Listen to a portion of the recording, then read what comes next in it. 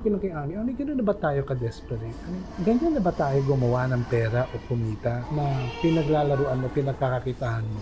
Ang problema ng isang tao, kinasasaya mo ba ang kapalaran na hindi maganda nangyari sa isang taong ito na hindi mo naman alam ang totoong kwento, hindi mo naman alam kung anong ginawa sa kanya ng politika at ng mga politiko, parang gano'n. Hindi kaya baliktad ang iniisip? Yun lang naman ang lagi kong pag nagdadasal. Parang kunyari, halimbawa, korap ako. Hindi kaya pwedeng baliktarin naman nila na ginanyan yan kasi hindi yan korap. Sabi dalawa. Kasi may nagsasabing, bakit siya na gano'n? Bakit siya nakulong? Korap. Yung iba naman inosenteng nagtatanong lang. May iba naman kasi nakakainis yung nagdudunong-dunungan. May sinasabi na sila na parang itong taong ito hindi ito balanse. Parang may galit lang sa akin to o naiingit ba ito ng ganito. Pero sabi ko sana, Lord, na meron yung magsabi na baka hindi siya korap. Kaya siya binigyan ng problema. Baka hindi siya masunuri. O baka hindi siya oo ng oo. O baka kinaingitan siya o threat siya, whatever. Wala. Kasi parang kinalimutan na nila. Ang tagal na kasi dito